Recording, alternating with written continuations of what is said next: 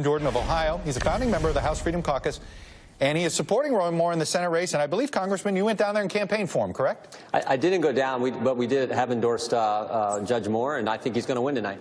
Let me ask you this. There's a lot of fear among some wings, the establishment wing of the party. Why do you believe they fear Roy Moore over Luther Strange? You could argue on paper, is there a lot of difference? What do you say? Well, here's what I think's happening is the establishment has had a number of things. I mean, think about this, Chuck. Dave Bratt beats Eric Cantor a couple years ago. There's this group called the House Freedom Caucus, which gets formed here on Capitol Hill. A sitting speaker, John Boehner, steps down midterm. Donald Trump gets elected president. And tonight, if the polls are accurate, and I think they are, Judge Roy Moore is going to be the next senator from the great state of Alabama. So if that's not a message that people are sending to the establishment, I don't know what is. So let's focus on a simple task here. Let's do what we told the American people we were going to do, like actually repeal Obamacare, which unfortunately has not happened yet, like cut their taxes, like build the border security. Let's do what we said. It's not that difficult. And if we start doing that, you won't see this friction, I think, that we're seeing in Alabama. You'll just see us getting the things done the American people elected us to get done. All right, you heard from John Boehner, and he would say, I don't have the votes to do everything you're asking me for. I can only get a certain amount. A certain way there. Not quite there. Their votes just aren't there. There aren't enough Jim Jordans in the House. There are not enough Roy Moores in the Senate. What do you say to that argument that leadership makes? And we've said this many times. We didn't even start the match. We didn't even start the game. All too often we would forfeit and not even have the debate. So let's have the debate. I understand we may not get all we want all the time, but you can't forfeit before the referee even blows the whistle and starts the game. Let's get our best ideas out there. Let's have the debate and let's move. That's what we failed to do. That's what the American people saw us fail to do, and that's why they had the frustration that they've had, and we've seen the things we've witnessed over the last couple of years. All right, so if Roy Moore wins tonight, and it is double digits, sounds like you think it might be, our folks on the ground think it might be, and it's double digits, how would you like to see Mitch McConnell react to that? How would you like to see him recalibrate in reaction to a loss like that? It's not about recalibrate. It's real simple. We make this job way too complicated. Our job is pretty basic. What did you tell the American people you were going to do when they elected you? Go do that. Did we tell them in 10, 14, that we were going to repeal Obamacare? Yes. Did we tell them last November that we were going to secure our southern border? Yes. Did we tell them we were going to cut their taxes and grow our economy? Yes. So let's just focus on those things. That shouldn't be establishment versus non-establishment. That should be real basic. What did we tell the American people we were going to accomplish? Let's go do that. Let's focus on that. And if we're doing that and making progress, it'll be fine. But if we're not, that's when they continue to be frustrated. And I think that's the case right now. Well, let me go to health care. So are you satisfied, though, that I mean, how many different ways do you have to try to do this where the consensus isn't there? This was a party line vote and they couldn't get there. There's 3 that went public against it, which you and I both know means they were probably the brave 3. There's probably double that are glad that they didn't have to make that vote.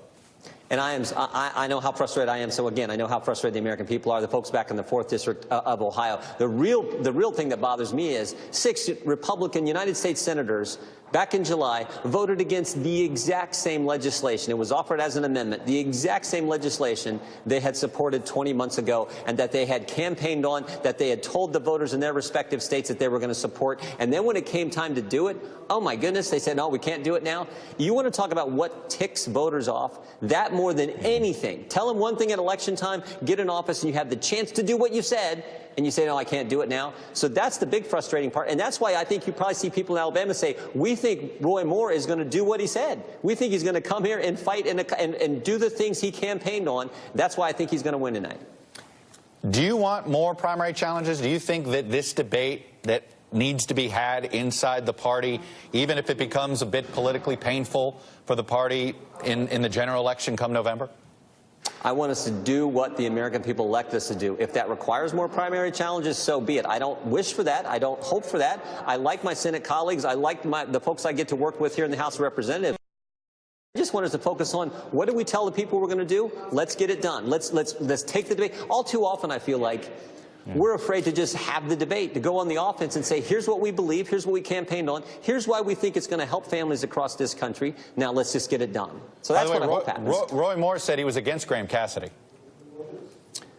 Yeah, I would have. I think if that would have passed, I think you'd have seen the House go for that. I thought it was moving in the right direction, at least going to help us. You would have accepted Graham Cassidy? Well, you know, with the position of the Freedom Caucus early on is we did not like the bill that was rolled out in the House. We made it better. Then we supported it, and we were willing to look at what the Senate sent back to us. At this late hour, I thought Graham Cassidy at least was going to give flexibility to states, at least begin to bring down premiums. And so we were leaning in the direction of supporting that. We thought it had good potential. So we'll see.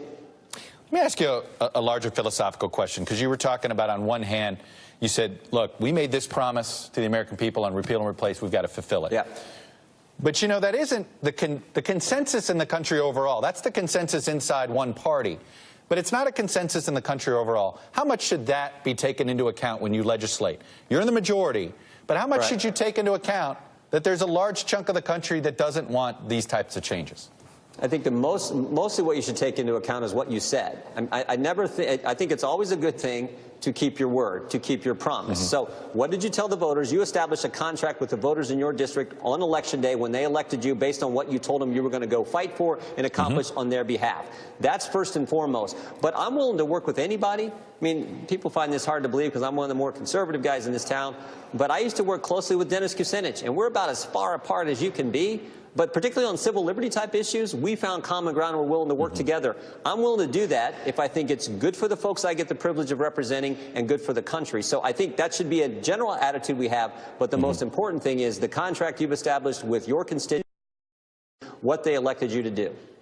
Jim Jordan, Republican from Ohio. Always a pleasure to have you on, sir.